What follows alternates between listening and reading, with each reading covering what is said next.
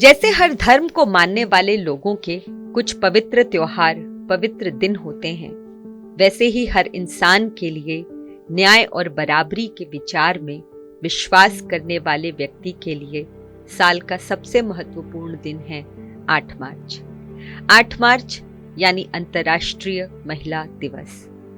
इस दिन का महत्व, इसकी जरूरत सिर्फ महिलाओं के लिए ही नहीं है, हर उस पुरुष के लिए भी है जिसका समता में यकीन है, जिसे इस बात का विश्वास है कि स्त्री और पुरुष दोनों बराबर हैं, उनके मानवीय अधिकार बराबर हैं, दुनिया में उनका हिस्सा बराबर है, उनका सही और गलत, नैतिक और अनैतिक सब बराबर है।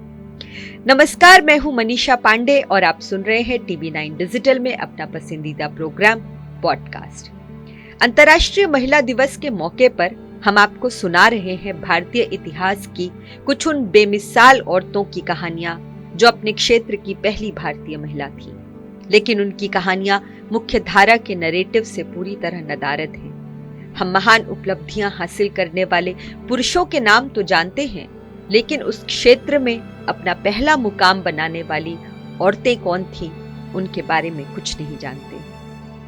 आज इस सीरीज की तीसरी कहानी उस महिला की जो दिल्ली हाई कोर्ट की पहली महिला जज बनी। उस महिला का नाम है लीला सेठ। भारत की सक्षम और सफल महिलाओं में शुमार होने वाली लीला सेठ का नाम कौन नहीं जानता, इसलिए भी कि वो जाने माने भारतीय लेखक विक्रम सेठ की मां भी हैं। लीला सेठ के नाम कई क्षेत्रों में पहली महिला होने का रिकॉर्ड दर्ज है। लीला सेठ किसी भी स्टेट हाई कोर्ट की चीफ जस्टिस बनने वाली पहली भारतीय महिला है। वह दिल्ली हाई कोर्ट की जज बनने वाली भी पहली भारतीय महिला है।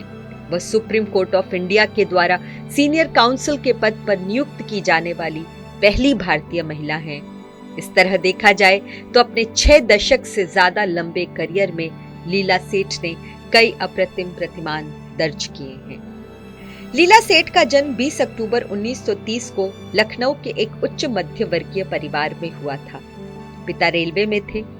11 साल की उम्र में पिता का निधन हो गया, लेकिन मां ने उनकी पढ़ाई नहीं रुकने दी। लोरेटो कॉन्वेंट दार्जिलिंग से स्कूली शिक्षा पूरी करने के बाद लीला कोलकाता में बतौर स्टेनोग्राफर काम करने लगी। वहीं उनकी मुलाकात प्रेम सेठ से हुई, जिनके साथ बाद में उनका विवाह हुआ।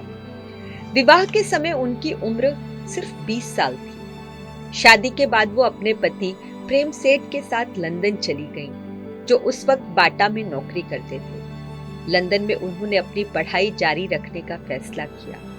उन्होंने लॉ की पढ़ाई इसलिए चुनी क्योंकि इसके लिए उन्हें क्लास अटेंड करने की जरूरत नहीं थी। उनकी गोद में एक छोटा बच्चा था। उन्होंने घर गृहस्थी और बच्चे की जिम्मेदारी संभालने के साथ साथ अपनी पढ़ाई भी जारी रखी।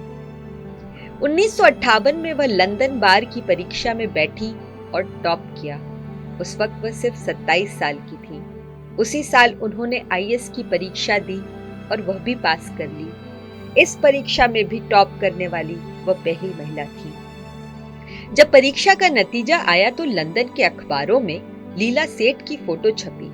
उनकी गोद में एक छोटा बच्चा था, जो ये परीक्षा शुरू होने के कुछ ही महीने पहले पैदा हुआ था। लोगों को अचंभा इस बात का था कि 580 मर्दों के बीच ये एक शादीशुदा और बच्चे वाली औरत कैसे परीक्षा में अव्वल आ गई। उसके बाद वो और उनका परिवार हिंदुस्तान लौट आया और लीला सेठ पटना हाई कोर्ट में प्रैक्टिस करने लगी। 10 साल वहां प्रैक्टिस करने के बाद 1972 में वो दिल्ली आई और यहाँ दिल्ली हाई कोर्ट में प्रैक्टिस करने लगी। 1978 में वो दिल्ली हाई कोर्ट की जज बनी।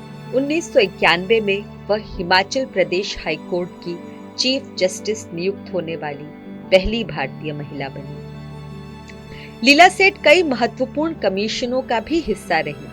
वह 2012 में निर्भया गैंगरेप के बाद भारत में रेप कानूनों में बदलाव के लिए बनाई गई जस्टिस वर्मा कमेटी की सदस्य थी। वह भारत के 15वें लॉ कमीशन की भी सदस्य थी। भारत में उत्तराधिकार कानून में साल 2020 में जो बदलाव हुए, जिसके तहत विरासत में मिली पैतृक संपत्ति में भी लड़कियों को बराबर का हिस्सा दिया गया, उस कानूनी बदलाव का पूरा श्रेय लीला सेठ को जाता है। लीला सेठ उन महिलाओं में से हैं जो इस देश की हजारों हजार लड़कियों के लिए एक मिसाल हैं।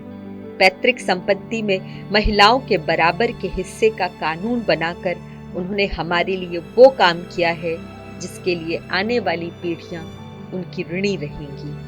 आज महिला दिवस के मौके पर लीला सेठ को हमारा नमन।